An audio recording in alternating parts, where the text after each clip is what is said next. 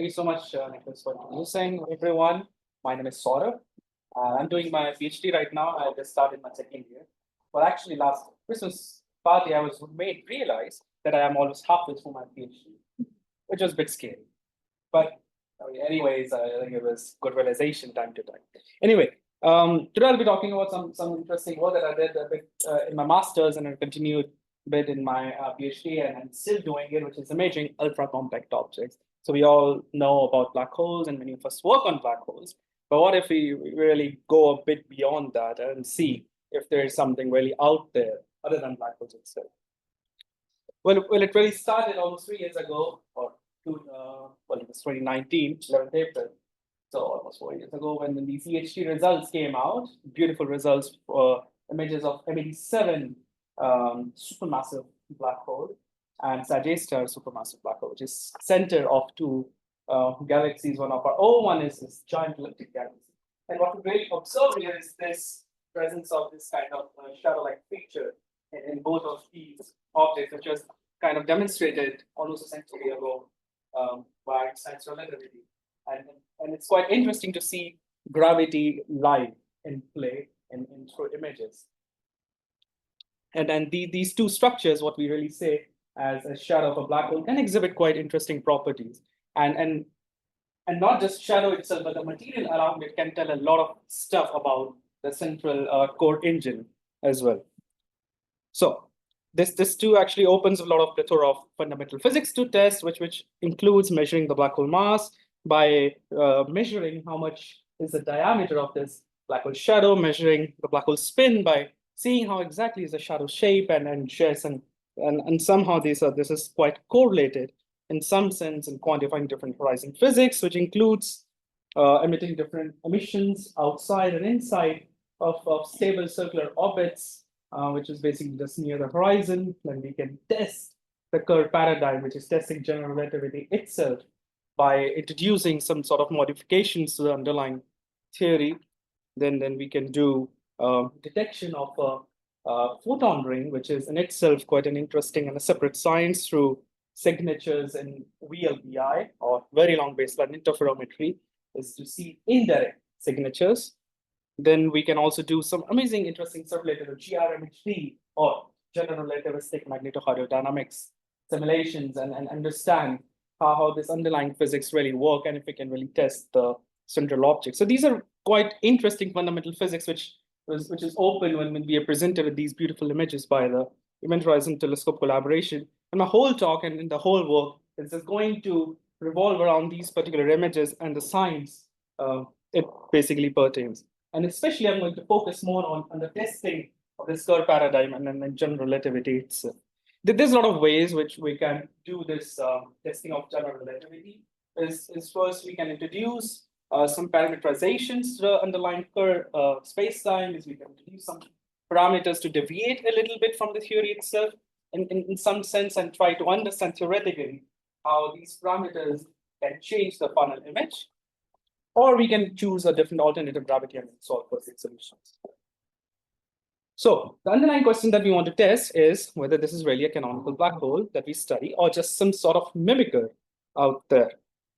And now to understand just a brief timeline that we have in 1916, we had the first solution of Einstein's field equation, which is the vacuum solution given by Schwarzschild.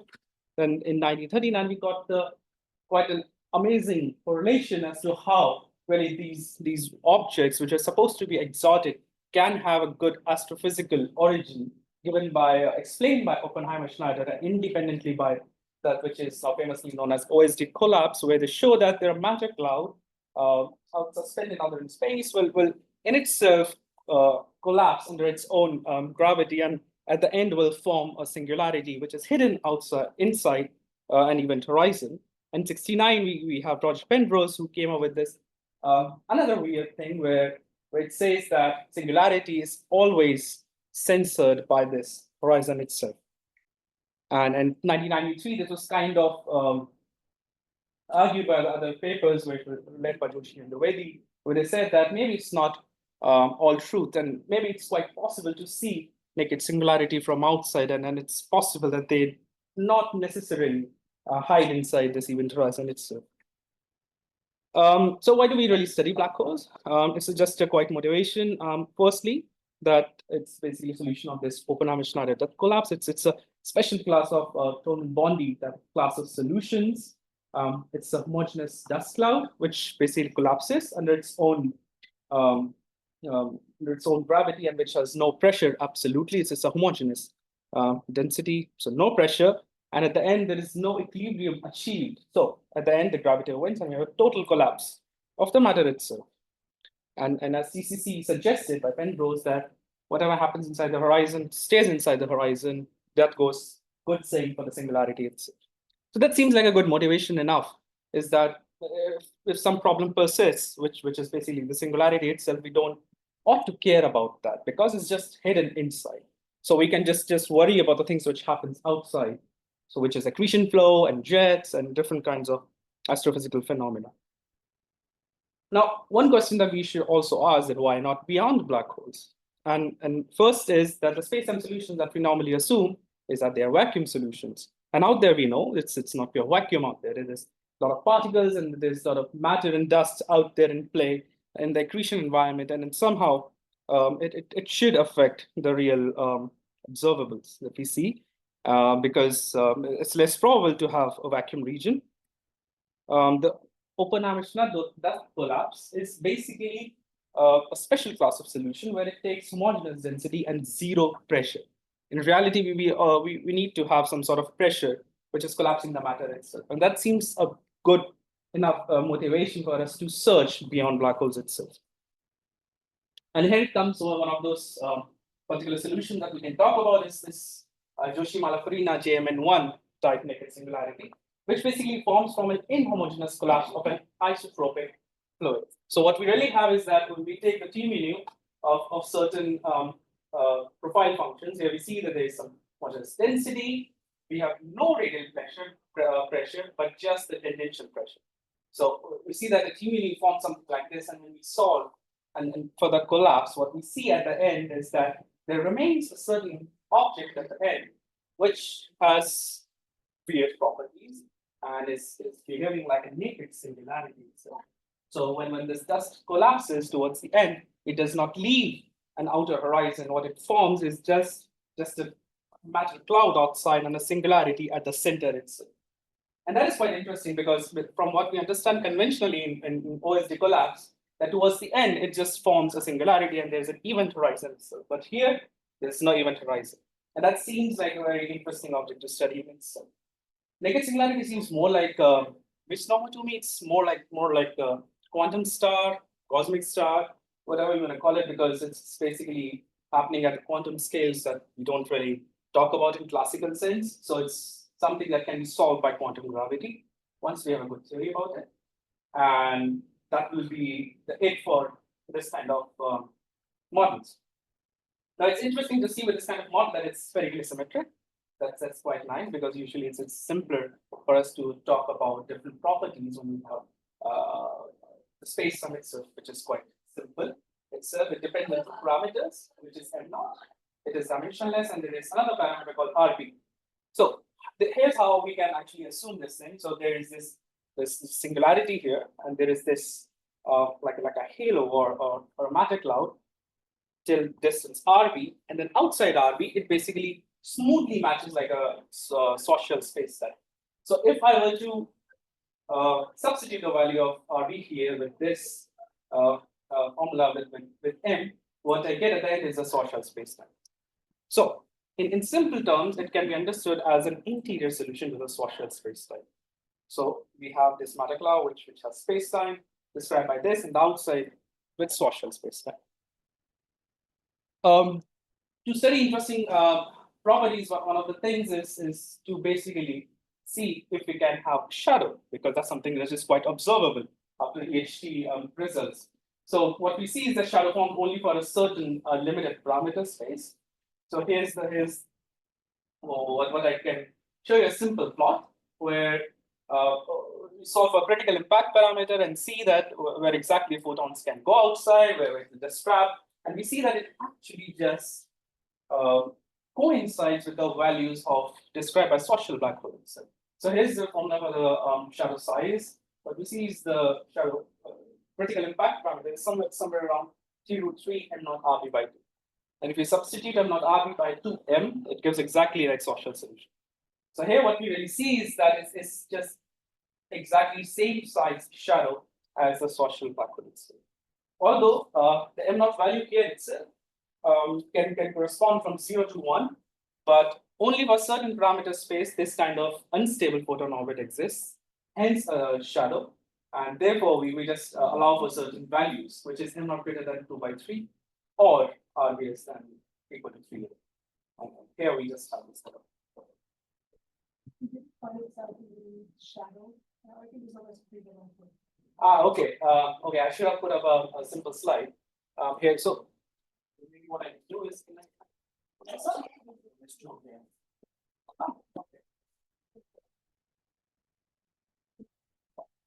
should have added a slide of shadow itself. So when we have a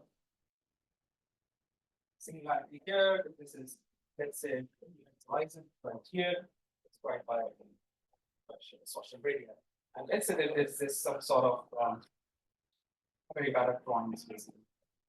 So what we really see here is that there is some sort of a light source here with source of light at certain impact parameters, right?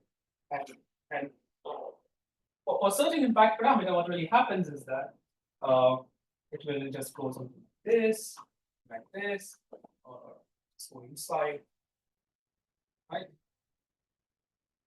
So for certain impact parameter, what it really happens is that it gets somehow basically inside, right? And just this difference between the outside and inside, we get this with certain photons, which is somewhere observer, let's say here, that these photons do not reach that observer. And it is something as simple when you have a candle and you have an object, right? And if you put the object in front of the candle, you basically see the shadow because photons are not reaching out to you. So in a similar sense, we can understand that for certain particular impact parameter, photons do not escape the black hole because it is being thrown at certain radius, and hence we get this shadow. I hope I was clear. Yeah, exactly. So this whole photon, this is like light source. It goes all the way here, and here at the observer, certain light will reach. Only those within which it is not able to escape the black hole. And this is not the Schwarzschild area, it is slightly larger than that. There we will see the shadow. But for instance, the highest drive, could you see it or not? I mean, basically, it will lens through, right? It will just lens through, and there will be gravitational lensing occurring for that. Yeah, I think I should have really put up a very nicely. I have some nice simulations where I can show null geodesics going from a certain position, and it gets lensed all the way to the black hole and reach an outside observer. And we see that how lensing occurs, really.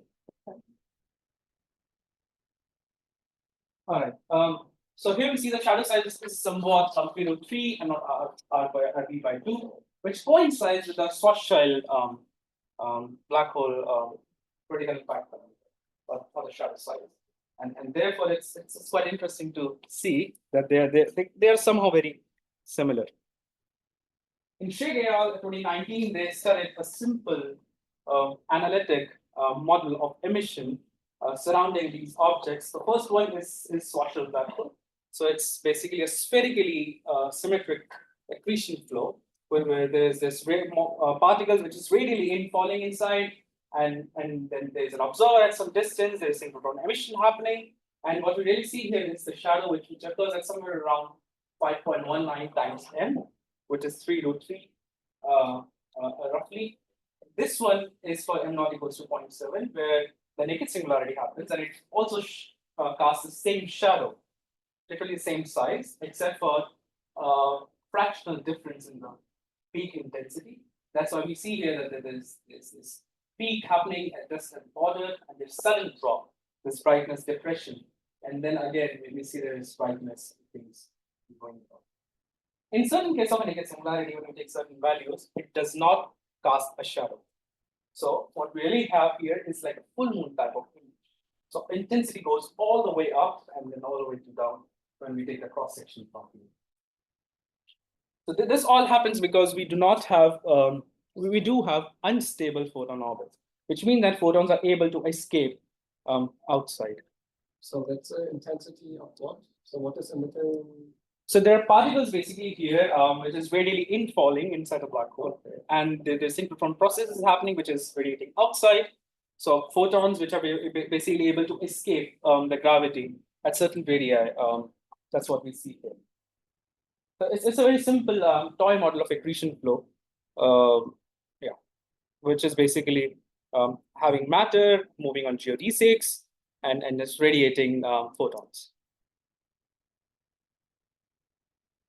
So what I really worked on is to have a more upgraded version of this kind of emission features and then this emission modeling, which is described by semi-analytic radiatively inefficient accretion flows. So what we really mean here is that we need to have a bunch of plasma here with a bunch of particles, which has certain electron distribution function and certain emission profiles, which can really explain this whole thing in a much better way. And we do not do it fully analytically, and we don't do it fully numerically. We do it somewhere in between, where some of these profiles are known. So we can basically try to tweak, let's say, number density and temperature profiles adapted from GRMHT simulations. So we quite understand how GRMHT works. We have seen the simulations, and we can really try to approximate how much the number density varies on spatial scales, and same goes for temperature. And on that basis, we try to draw this semi-analytic models here. And for that purpose, what we really need here is first a space-time structure. What type of accretion flow, what we really want, geodesic equation, and radiative transfer towards the end. And what we really want to do is we basically try to solve all of these things together. So we have photons.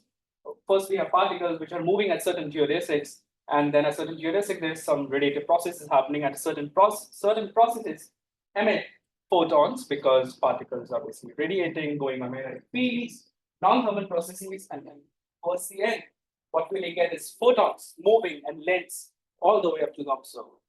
And this whole process of painting this kind of picture along with moving particles only on certain geodesics is called relativistic ray tracing. So what we really do here is ray tracing, but in general relativity, as it basically is highly determined by gravity of the compact object itself. For this work, I wrote a script of my own making, which is called Brahma code, written in C and C++, which are loads of lines of code. It solves this geodesic equation, second order differential equations, which are coupled together for time and spatial coordinates, and just solve them with RK45 method and then get the image something like this towards the end. So my whole job, if I just super simplified, is to make pretty images like these. So I can make nice wallpapers for my desktop and my friends. So these are the model parameters that I do for my modeling the compact object. We have thermal electron distribution function for emission and absorption coefficients for the radiative transfer functions. The flow that we assume is Keplerian flow. So basically, it's a circular orbits. That's what's happening for the material material in the accretion disk. We have certain mass or a certain mass of the black hole, a disk width, which is how thick we want the accretion disk to be, the frequency at which we want to observe, how much should be the number density and temperature at or near the horizon itself, which is characteristic values. Sorry, the temperature of the light ones? Yes. So here we have these some prefix values that we put together. So number density is somewhere around 10 to the order of 5 per centimeter cube. We have temperature to the order of somewhere 11 or 10 kelvins. The frequency, observed frequency is 230 gigahertz, at which the EHT operates, and M naught exclusions will be 0.7, because that's the value at which the naked singularity casts the same shadow as the black hole itself. Then here are some.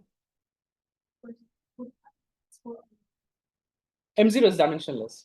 is just a parameter which is like an integration constant, which comes up in the in modeling of the space-time itself.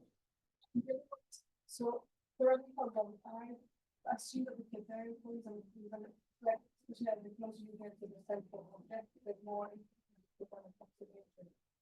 I'm sorry, I added here. With the plane flow, like, get closer to that color, like, think that person probably describe the. I was wondering, it is actually a very accurate way of describing it or not. So in reality, Keplerian is more or less approximation. Why? Because first there's a lot of disturbances happening, right? There's non-gravitational forces acting, right? So it will get disturbed a lot. This is like one of simple approximations that we can really choose, is to assume that particles are just in circular orbit. Like in a similar manner speaking, is that when we have this geodesic equation, right? It's basically force free, so I don't have any additional term in the geodesic equation. So, but in principle, I also have a sub-Keplerian flow.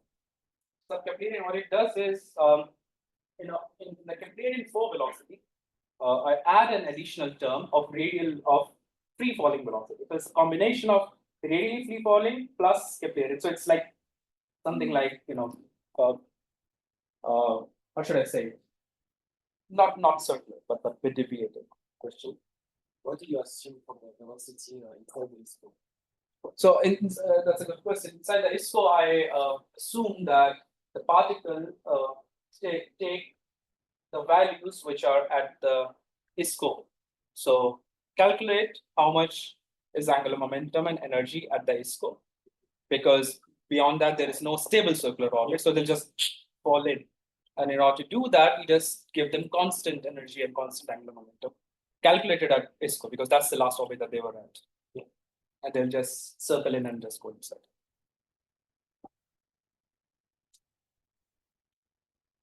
But do you still consider matter inside the ISO, or you just cancel the matter? No, matter is all the way up to the horizon or up to the singularity. But here's one approximation that we do is we do not assume that the space-time matter and the accreting matter are interacting. We're not assuming interacting. There's going to be a lot of nasty things, and we want to avoid that at the moment. Yeah. So these are the model parameters that we use, and here are some interesting results. What we see here is a Schwarzschild vacuum. Given a certain inclination angle, so we observe from the, so this is assume this is the black hole axis, and which is spinning something like this, and you observe at the edge. So we observe inclination angle from the north pole of it. So basically, there's somewhere around this. So this is basically 15 degrees. So this is how it really looks like. When it's 45 and 85 which is basically edge on. And simple things that we can determine is how it is highly boosted in this direction compared to this direction. It's blue shifted and it's red shifted. That's why we see this brightness asymmetry. And as we go on face on description of the system, we see that this becomes less and less asymmetric. So the first thing here is basically we change the inclination angle and study how this really looks like in GMN1, and which is naked singularity and Schwarzschild black hole. And we subtracted pixels by pixels, which is image difference. And you see here is that, so this is Schwarzschild black hole minus GMN. So what we see here is that in certain regions, this naked singularity is basically more giving off more intensity. Same in this case, and in here, somewhere Schwarzschild black hole has more intensity in certain regions compared. But again, if you see the orders of magnitude, it's quite low, and it's very difficult to actually tell the difference in what is what. If you want to really understand that whether the given image is black hole or naked singularity. So here it's basically a cross profile along vertical along the image. So I horizontally take a cross section here and measure the intensity, and you see that it peaks at the photon ring itself. So this is the photon ring here we see, and it drops and it drops and it drops. So red one is for the Schwarzschild black hole and black is for GMN. And you see that perfectly aligned, almost perfectly, because there are certain regions where it peaks, naked singularity peaks more than black hole itself. Okay. This is when we change the disk width. So what we assume is that we have a certain function for number density, which is in the backup slide, and I'll show that later.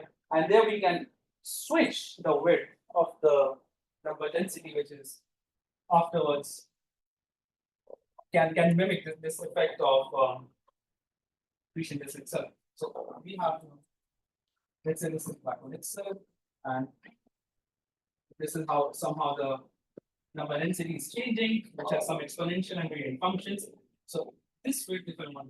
So I can take 0.1 to be very thin disk, which is geometrically thin, and if I take it 1, this will be somewhat something like this spherical like it. So this is what I really show here is that h equals to 0.1, which is more disk-like accretion structure, and h equals to 1, which is more sphere-like accretion structure. And this is for different values. And the same case is here. We see that naked singularity perfectly mimics the black hole structure that we see here, even in the differences, which is almost very, very small to distinguish through current observations. Then we did the same thing for different frequencies. So we went from 84 gigahertz to 345 gigahertz, and it went from more to going towards more optically thin scenarios. So for 345, it's extremely optically thin, and German singularity always has more intensity. So ultimately, when we see these kind of images, do we really confirm that we see event horizon itself? And that's an interesting question to ponder time to time, because through this analysis, we can really show that it's not confirmed yet. We can really say that this central object is really a black hole itself, because the presence of shadow does not really confirm the presence of an event horizon itself. As we see that naked singularity can have the same shadow, almost the same shadow as the black hole itself, and that makes it a good enough object to study. And here are some more recent works that came into being after getting this more popular in the science and research. So here we have a Dalit black hole, which is kind of mimicking the black hole in a much really very similar way, and you can see the difference here as well, which was done by Zono et al. In 2018. These all are GRMHD solutions, so not some just simple toy models that we did, but rather more sophisticated and state-of-the-art models. It is a more recent work by Chatterjee et al. 2023, where they studied different kinds of non-curved black holes, so take black holes and alternative gravity, and did some fancy simulations to see if they can have the same shadow as or image as Schwarz shadow. You can see the different parameters will have different kind of images. And this one is rather more interesting, which appeared recently by Hindu, who's working in China, an amazing group, again with Mizuno, pseudo naked singularity simulation of the super spinners. So you take the curved black hole, overspin it, and we see at the end that it's basically a naked singularity. And it's quite interesting to see how the images actually changes with different inclination angles and different spins. So this is, I guess, somewhere less spinning. This is overspun, this is naked singularity. You see multiple rings structures forming inside. Now, this is all about Stokes I, and I'll spend probably 10 minutes or more talking about whether we can really have any other observables, or are there any other observables other than the Stokes I image that we just saw. So as you also know that polarization image is out. Well, yay for us. First, basically Stokes I is almost like 1/4 the information that we really want. The other 3/4 of the information lies in Stokes Q, U, V. So linear polarizations and circular polarizations. And here's an image of linear polarization. So where we see that how the polarization is aligned. Here we see this spirally features in the 2017 data and confirmed in all different dates of observation where we see fraction polarization. And it has a total fraction polarization of somewhere around 2% to 2.5%. And then the brightness temperature almost up to the order of 9 kelvins. So my other work, which is right now in process, is to understand how does the magnetic field topology can change the system. So what we assume is that how we can have different magnetic field geometries ranging from toroidal, vertical, radial, parabolic, dipole, quadrupole, and a special kind of combined field that we generate, which is basically somewhat vertical plus this kind of parabolic structure, and see how the images look like. So these are some of the quantities which is kind of important to understand. First is the MNet, which is the image integrated polarization fraction, which is calculated from the unresolved images, such as the images we see from EHT, which is kind of blurry and a big, thick crescent-like image. Then there is image average polarization, which is averaged over the entire image, which depends on the imaging resolution that we use to reconstruct the image itself. So we have an EHT image, depending on what the beam size we use from reconstructing the image, it will change my result for this average polarization. And the average polarization, you measure the polarization in each pixel or whatever, and you average so that's why we have two different things. One is we first sum over all the strokes. Pixel by pixel. Right? Yes. The first one. Yeah, this one is pixel by pixel and then average it.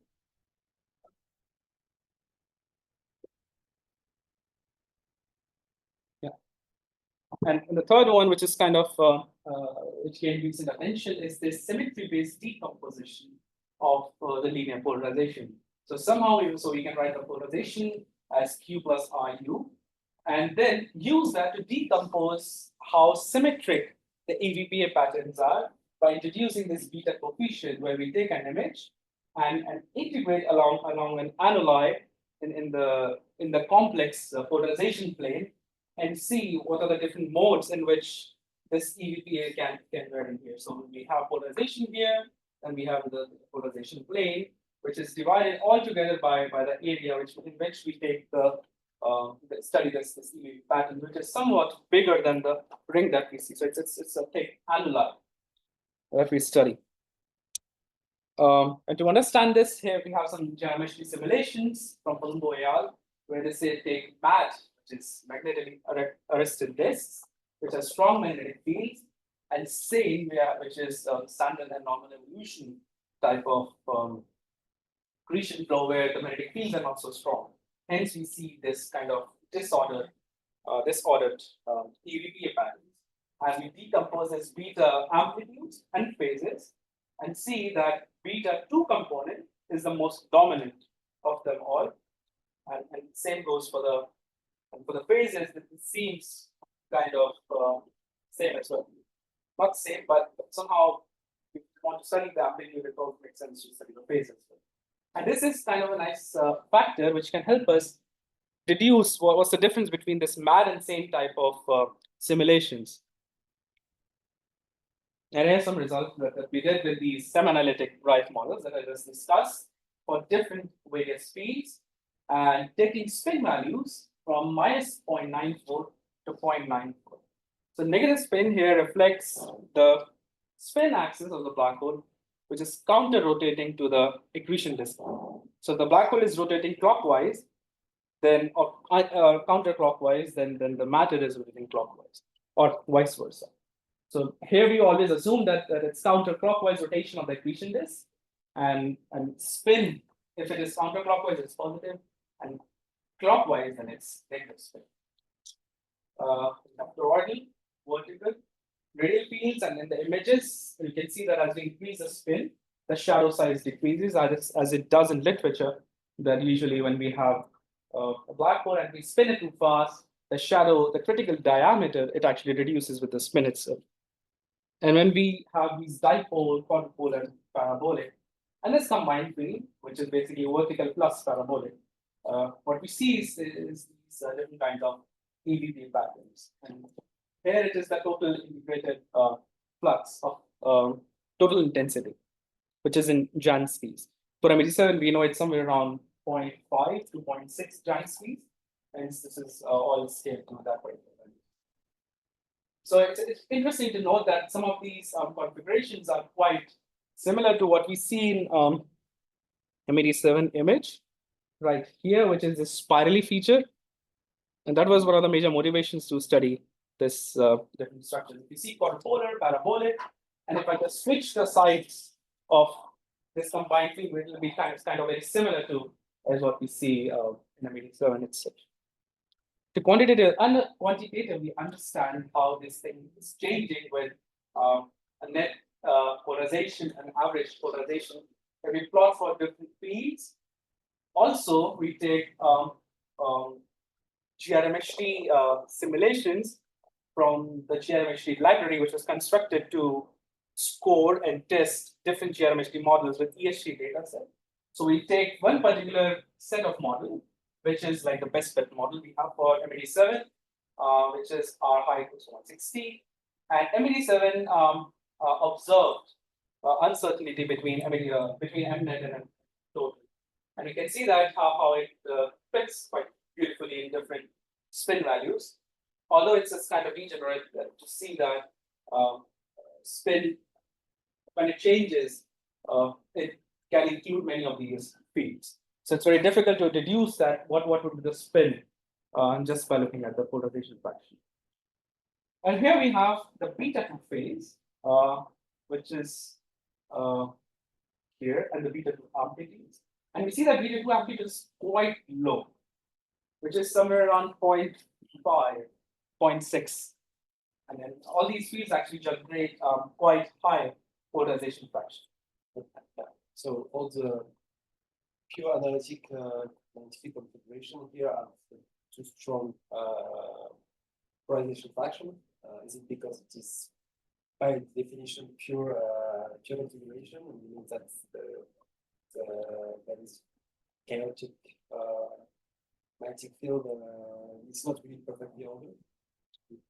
Or what would make this difference? So from my interpretation is basically Faraday depolarization that we see in GRMHT and M87, right? So there is this plasma there, and when the plasma flow and the photons, when it flows from different mediums, it will be rotated, derotated, so we'll have less polarization compared to that. Whereas the semi-analytic models do not take this magnetically turbulent accretion flow into account, right?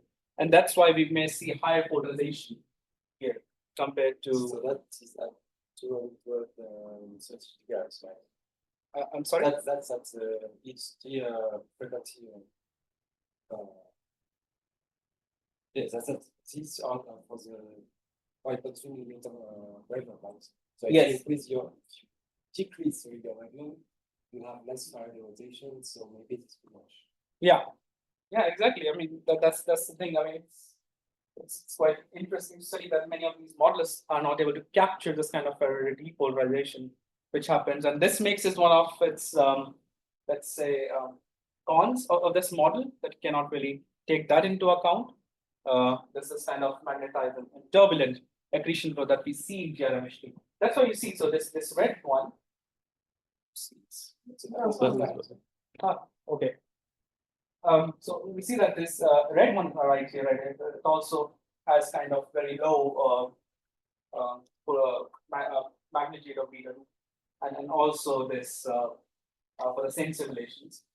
Even here, if I show you, yes, it's relatively less for MAD and SAIL compared to this. But could you parameterize this depolarization fraction from Faraday rotation? How this feels? How do you mean parameterize it? To have parameters that decrease this polarization fraction which you see in the data compared to your model, just to have an idea of how much this affects your synthetic data compared to the real one.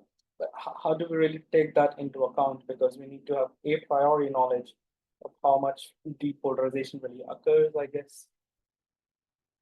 Can I ask, why does the light get polarized? I'm sorry? Why does the light get polarized? Well, because there is this plasma there, and there is magnetic fields there, and the Plasma. So light gets polarized where? in the medium itself, in the accretion disk, and it's not outside. I mean, it can be outside of between the observer and the source itself, but it's mainly from the source. So So it's scattering on the electrons? I mean, it's there's This this is synchrotron radiation, which is highly Synchrotron polarized. radiation. yeah, So yeah, the- yeah. The electrons are accelerated and photons, and then they're So basically interaction is due to interaction with the electrons in the plasma. The polarization source is the electrons Yes, in the the, plasma. Yeah. the emission is highly polarized, but then you have plasma effects, especially in radio that decreases polarization. So the source of the light polarization is the synchrotron radiation. Yes. yes.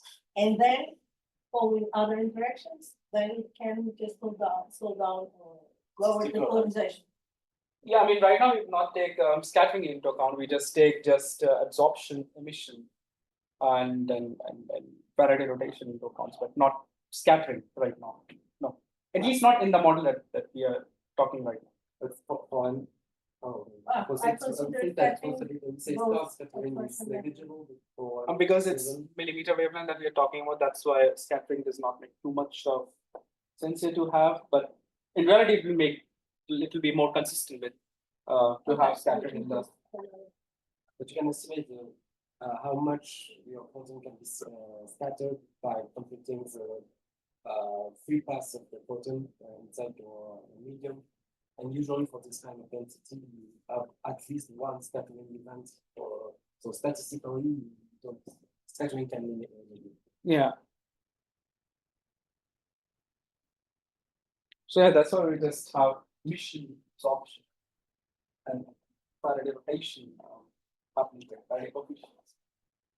So different magnetic fields have different kind of magnitudes, which are obviously higher, and I think it was kind of expected because these models do not capture the turbulent behavior and dynamics as it really occurs in the nature.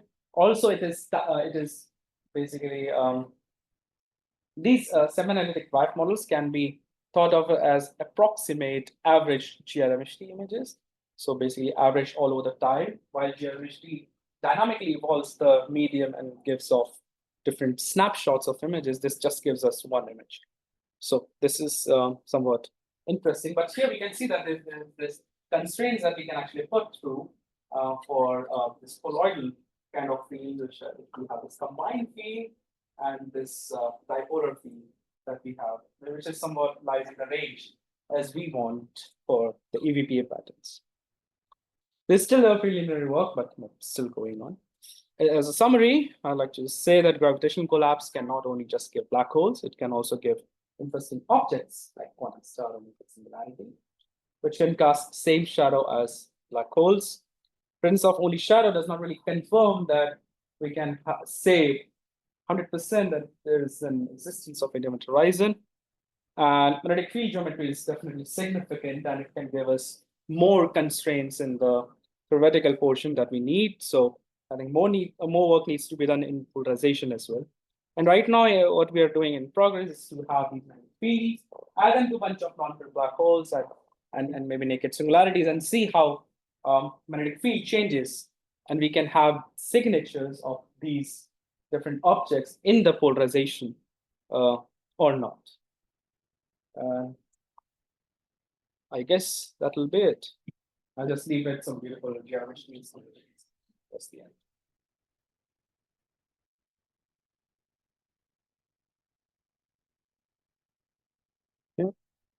We started late, so there's plenty of time for questions.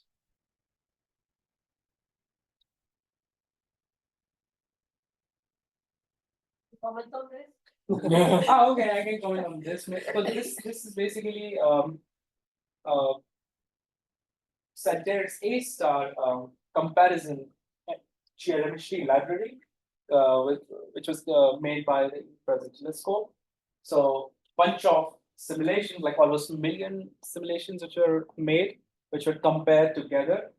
Okay, I think so. This one I got the video shot, but it really shows that if we have different kind of constraints like polarization, diameter, inclination, if we have different kind of constraints, how many models can we score out? And how many models can we just still take in? So as we add more and more constraints, we see that less and less models get less and less models are basically getting into this kind of umbrella, which we can really say that these are the best models. So when we have all the constraints in together, we can have, let's say, this is the best bet model for M87. For set A star, it's rather difficult because we have two standing problems. One is the variability, which we cannot really say too much about. It's highly variable, and it's like something that we didn't really assume on the scales of less than an hour, less than half an hour, probably a few minutes or so. And the second thing is really this inclination angle, which is basically less than 50 degrees or so. So usually you would assume that we are in the Milky Way and the black hole will be axis will be perpendicular to the galactic plane itself, but it was somewhat inclined. So the models fit those. So the observations fit those models which have inclination less than 50 degrees, 60 or 50 degrees, which was thought to be opposite of that. So that's why it makes a bit inconsistent. And there's another interesting fact is that in simulation we see jet, but in the observation we don't. So the best bet model of Sagittarius A star we have as a jet, but the observation don't show that. So that's standing problems right now in astrophysics for this PhD business. So as far as I've understood, when you construct this image of M87, what you show is the most likely image, and there are actually other images that to us might look pretty different, but are still consistent with the data to a large degree. So I wonder, these polarizations that you have taken here, how real are they? Are they also are they more robust than the intensity image, or? So we have two information, so polarization and Stokes I, which is just intensity. Yeah. And we can make them separately, right? Usually it depends on the imaging algorithm. So what it takes, it needs to have a priori information of Stokes I as well, a little bit to understand how the structure is. But basically, this gives literally two different informations combined together. So I think if one does not really, let's say someone questions whether this Stokes I image is correct or not, we should look at polarization, which is again different information, but still says, okay, this is a correct structure. So someone is concerned over the Stokes I, then the polarization is there. Or someone is concerned about polarization, Stokes I is there. So it's this, they're both complementing each other. Okay, but you cannot say that one is more reliable than the other. Both are roughly same. So in polarization, in Stokes Q and U, the SNR is quite low compared to what we see in Stokes I visibility. And that's a totally different domain. I'm not a guy who understands radioastronomy. I mean, I do understand radioastronomy, but not the data products to such core detail. I just start going a bit into detail right now. But as far as I understand, the Stokes Q and U, they have less SNR compared to Stokes I. So one may try to apply weighting schemes. So that's one of my other things that I was trying to do, which is applying different weighting schemes to match my models where I downweight Stokes I and upweight my Stokes QU to match better. But yes. So, and in this one image you showed, the polarization was also strong where the Stokes I intensity was Yes. high. Yes. So that's not a coincidence or. I mean, that's how one can also sort of expect, but it's also given how the orientation of the object is, right? So if I want to understand how the object is oriented, so this is a black hole, right? Let's assume that this is the orientation, this is north, this is south. So this one is forward jet, let's call this counter jet. So let's rotate it somewhere like this. So this is 163-degree inclination. Let's rotate it somewhere like this. Usually in astronomy, whatever is approaching you is the approaching jet, and which is going away is the counter jet. So this is the convention if you want to follow. Let's say this is the counter jet we are seeing, this is the forward jet we are not seeing. And this is how we really see this, right? And the material plasma is going this way. And that's how we can see that this is what actually this is what we see in the simulations here, right? If you see, although this is this may be a bit not so consistent, but this just goes on the detailing of modeling itself, because we are not able to capture all the effects, like just I mentioned, Faraday depolarization. So if you were to make, so here we see the Faraday depolarization at work, where there is less polarization, where there's more. So there's more plasma. That goes to the same thing modeling. So if I have Faraday depolarization, I'll have same images as like M87.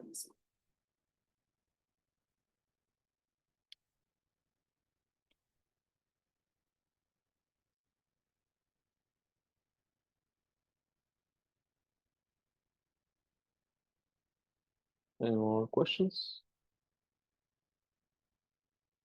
Yes, I wanted to ask, so in the case of a naked singularity, I guess you're making some assumptions about the region, the singularity itself, right? Because you wouldn't be able to, how do you do the ray tracing calculation there? You're assuming that nothing comes out of the singularity, or So whatever approaches that you cut off. So the difficulty comes more with the black holes, because for black holes we have more constraints than the naked singularity itself. So for instance, all the codes that are developed right now, they are basically adapted for black holes. That's why it's rather easier to do black holes than naked singularity. But in principle, we don't need to have too much of integration breaking steps, right? So for instance, with naked singularity, it's somewhat very, very small region. So I can have, let's say, it does not go near to, let's say, R with the order of -5, let's say -6. So I can have a very small area where I don't ray trace, because it will just break my code. So that's the first assumption. So the space-time is described entirely from singularity to the observer, right? So it's asymptotically flat. It's also Schwarzschild, and it's also this naked singularity. So we don't assume anything in that in that sense. The material goes all the way up to the center. So we don't have just matter just outside its scope, or just starting from its scope. We just allow it all from the center part.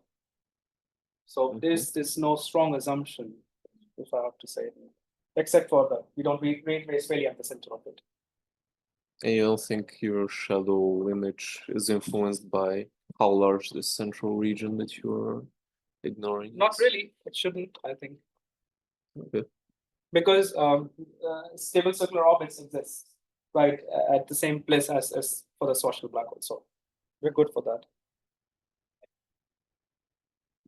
But where does the accreted matter go when it gets close to the singularity? That's a good question, but it does not destroy the singularity, if that's what you're asking. It gets deflected back, it gets reflected, there's a lot of things which can happen, or it goes all the way up to the singularity. That can happen as well.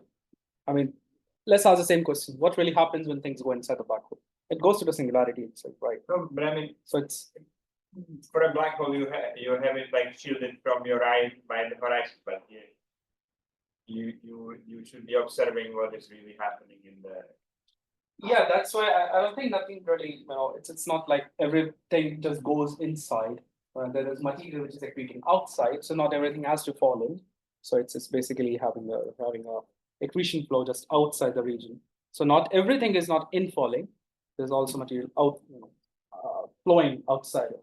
So I think that makes more sense if you should have flux coming from inside the issue. You should have some flux in the middle, but maybe very low amount of flux because of the I mean, it could be extremely low, but again, as we have that the shadow the critical impact parameter occurs in the region where it coincides with the Schwarzschild black hole one, right? So it may not just come out. The photons don't really come out.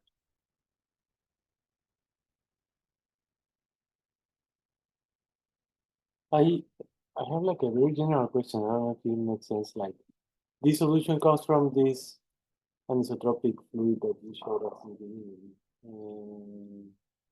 But like what is intuition behind that? Like, I don't know where does it come from. I don't know. One is used to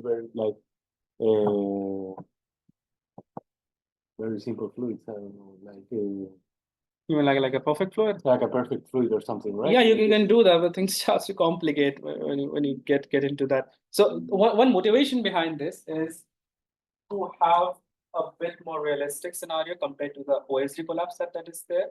Uh-huh. So basically in OSD, what we really have is we have this homogeneous density and all this to zero. So we take one step further and just add, let's say, okay, let's add tangential pressure and just keep radial pressure to this. So matter having pressure in the tangential region, but not in radial direction. If you have radial pressure, there is also a solution that I haven't shown here or I've worked on, which is JM2, which has another interesting properties. But the one interesting property that it has, it does not ever cast a shadow. It just gives this full moon type of image. It never has unstable photon orbits. So there is one interesting quality of naked singularity that I haven't really discussed here, because this does not fall into that category. If you look at the effective potential of this one, it does not diverge, right? It is basically finite at the singularity. But talking about Reynolds-Strong metric, where it's overly charged, or this other type of singularities, what we really see is that there is a region where effective potential just diverges, right? And that's where some interesting effects happen. What we see, like something like here, maybe if you see. So there is certain region where reflective effects happen. So material can't go inside. And there is this photosphere which forms outside singularity, and matter starts accumulating in that region. That's just because how the space-time is, really. And there's this amazing papers which have come recently talking about generic properties of such things. Right, so there's some surface that starts accumulating, matter starts accumulating because it cannot go inside anymore, and then it starts accumulating and starts radiating. So this has something like effect what Nicholas mentioned is stuff here which is radiating. So it's not essentially zero, but more actually, which is kind of discarded by current observations. At least in EHT, we don't see that non-zero, very strong emission from here, because EHT should have been able to resolve that at least. If it was, let's say, some flux here, then even if little, it should have inflated in the EHT images. But we see is just dark black shadow. So at least in that sense, we can say that maybe this can be the case. If you enjoyed the video, like and subscribe.